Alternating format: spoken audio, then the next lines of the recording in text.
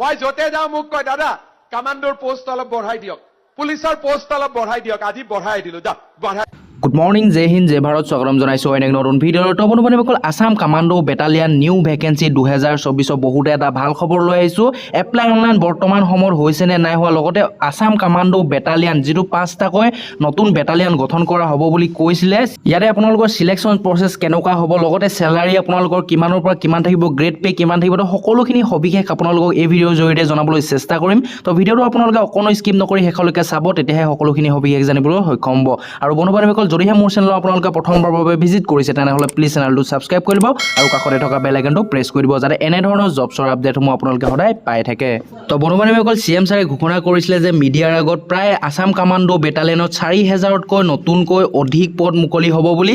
তো আসাম কামাণ্ডো বেটালিয়নৰ যিটো পদ মুকলি হ'ব প্ৰায় জুন বা জুলাই মাহত নতুন পদসমূহ অফিচিয়েল এডভাৰটাইজমেণ্ট অহা বহুত বেছি চান্স আছে। তো বন্ধুসকল, যদিহে আপোনালোকে আসাম কামাণ্ডো বেটালিয়নত এপ্লাই কৰিম বুলি ভাবিছে বা আপোনালোকে প্ৰথমবাৰ আসাম কামাণ্ডো বেটালিয়নৰ ইণ্টাৰভিউ দিম বুলি ভাবিছে তেনেহ'লে আপোনালোকৰ কাৰণে বহুতে এটা ভাল খবৰ।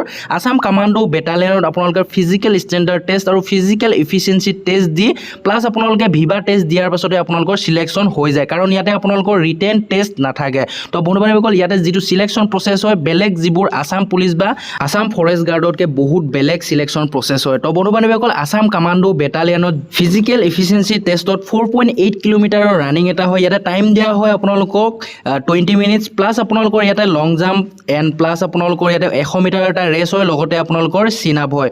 ফিজিকেল ইফিচিয়েঞ্চি টেষ্ট পাছ হোৱাৰ পাছতে আপোনালোকৰ ইয়াতে ভিভা টেষ্ট এটা লোৱা হয়, যিটোত থাকে মাৰ্ক 20 মাৰ্ক, আৰু এইটো পাছ কৰাৰ পিছতে আপোনালোকৰ ফাইনেল মেৰিট লিষ্ট আহি যায়। তো বন্ধুসকল, ইয়াৰ যিটো চিলেকশ্যন প্ৰচেছ হয় বহুতে এটা ইজি প্ৰচেছ হয়, আৰু আপোনালোকে ইয়াত যদিহে এপ্লাই কৰিম বুলি ভাবিছে আপোনালোকে এপ্লাই কৰিব পাৰে, কাৰণ CM ছাৰে বৰ্তমান যিহেতু আপোনালোকক নিউজৰ আগতো বৰ্তমান প্ৰচাৰ কৰি দিছে যে আসাম কামাণ্ডো বেটালিয়নত 5000তকৈ অধিক পদ মুকলি হ'ব। তো ইয়াৰে ভিডিঅ' ক্লিপটো আপোনালোকক অকণমানকৈ দেখুৱাবলৈ চেষ্টা কৰিম।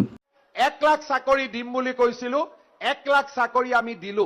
আজিৰ সভাত আমি ঘোষণা কৰিছো যে আৰু 50,000 চাকৰি আমাৰ যুৱক যুৱতীসকলৰ বাবে আমি খুলি দিম।